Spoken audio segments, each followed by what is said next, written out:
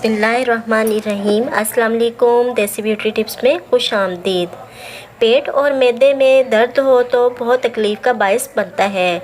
आज की वीडियो में मैं आपके लिए पेट और मैदे के दर्द से निजात के लिए एक इंतहाई आसान देसी नुस्खा लेकर आई हूँ। तो चलिए शुरू करते हैं, मगर इससे पहले आपसे एक छोटी सी रिक्वेस्ट है, अगर आपने अभी तक मेरा चैनल सब्सक्राइब नहीं किया तो सब्सक्राइब कर लें और बेल आइकन को दबा दें ताकि मुफीद और मालूमाती वीडियोस आप तक बआसानी पहुँच सकें।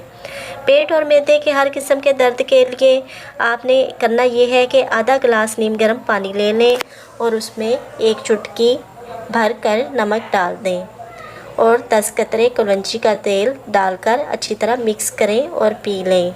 3 से 4 दिन में दर्द मैदा और पेट का हर किस्म का दर्द हमेशा के लिए ख़त्म हो जाएगा इंशाल्लाह।